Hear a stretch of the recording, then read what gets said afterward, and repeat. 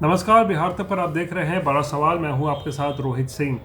तो बिहार के मुख्यमंत्री नीतीश कुमार ने और उनकी पार्टी ने जिस तरीके से वक्फ संशोधन बिल को पास होने में लोकसभा और राज्यसभा दोनों जगह केंद्र सरकार की भरपूर मदद की है, इसके बाद अब बिहार की राजनीति में मुसलमान के वोटों को लेकर ज़बरदस्त सियासत तेज़ हो गई है। और जिस तरीके से धड़ल्ले से जेडीयू में जो मुस्लिम समाज के नेता थे वो इस्तीफ़ा देना शुरू कर चुके हैं और कईयों की नाराज़गी सामने आ चुकी है, उसके बाद अब सवाल खड़ा हो रहा है कि क्या वक्फ संशोधन बिल का मुद्दा आरजेडी के लिए एक संजीवनी का काम कर सकता है आने वाले बिहार विधानसभा चुनाव में।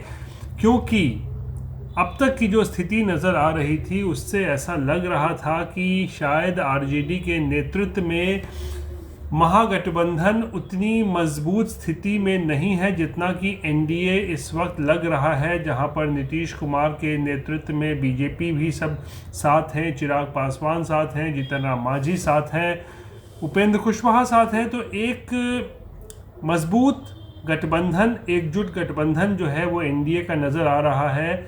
लेकिन महागठबंधन में वो एकजुटता नज़र नहीं आ रही थी और उठापटक की स्थिति बनी हुई थी। लेकिन अब बड़ा सवाल यही है कि क्या वक्फ संशोधन बिल आरजेडी के लिए वही साबित हो सकता है, वो ध्रुव का इक्का साबित हो सकता है जो कि 2015 के बिहार विधानसभा चुनाव में आरएसएस के सरसंघचालक मोहन भागवत का वो बयान था जो उन्होंने आरक्षण को लेकर दिया था, जहां पर उन्होंने आरक्षण की समीक्षा की वकालत की थी।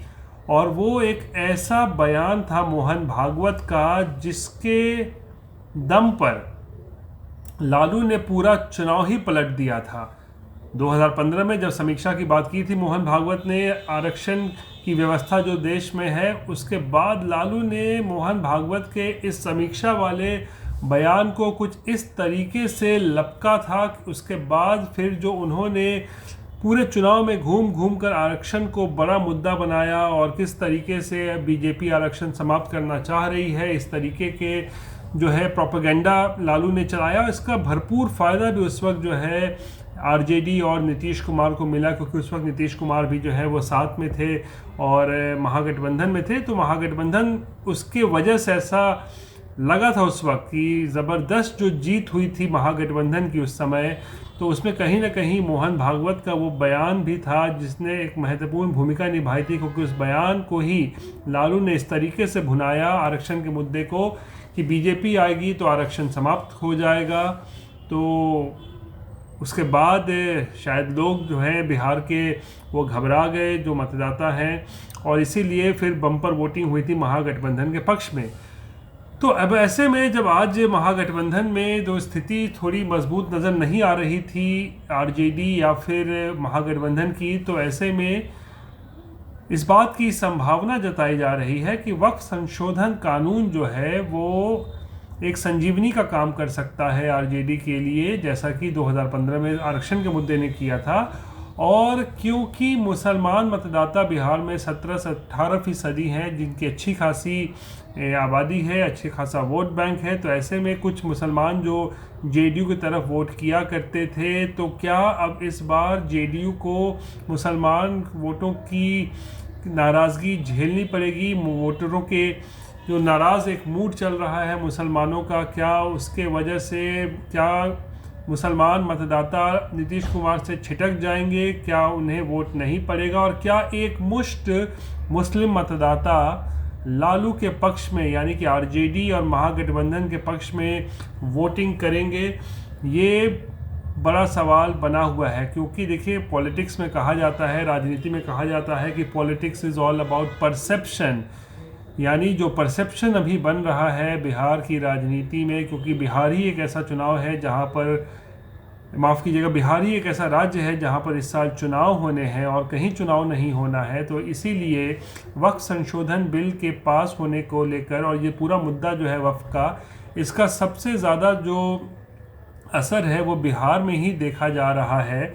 बिहार में ही सबसे ज़्यादा इस वक्त वक्फ को लेकर हलचल है और जेडीयू के अंदर तो नाराज़गी जो है वो ज़बरदस्त नज़र आ रही है मुस्लिम मतदाताओं के बीच में। तो ऐसे में सवाल खड़ा होता है कि क्या इस मुद्दे पर मुस्लिम मतदाता एक बार फिर से आरजेडी के समर्थन में एकजुट होंगे और क्या एक मुश्त वोट जो है मुस्लिम मतदाताओं का 17-18% वो लालू को पड़ेगा। और अगर ऐसा होता है तो जाहिर सी बात है लालू इस बार तब इस मुद्दे के दम पर एनडीए को बड़ी चुनौती भी जो है वो दे सकते हैं। यानी कि 2025 के बिहार विधानसभा चुनाव में एक बात तो तय है कि आरजेडी के हाथ में वक्फ के नाम पर जो है एक बड़ा मुद्दा जो है वो मिल चुका है। मुस्लिम मतदाता नीतीश से नाराज़ हैं, चिराग पासवान से नाराज़ हैं जिन्होंने इस बिल का समर्थन किया था। और ऐसे में हो सकता है कि इस मुद्दे के दम पर आरजेडी जो है वो पूरा चुनाव ही पलट सकती है। लेकिन ये तो देखने वाली बात होगी कि किस तरीके से मुस्लिम मतदाता खासकर वोट करेंगे। लेकिन एक बात तो स्पष्ट है कि बैठे बिठाए वक्फ के ज़रिए आरजेडी को एक बहुत बड़ा मुद्दा हाथ लग गया है। बहरहाल ये थी बिहार से जुड़ी हुई आज की बड़ी खबर। बाकी की तमाम खबरों के लिए आप देखते रहिए बिहार तक और मुझे आज के लिए दीजिए इजाज़त। नमस्कार।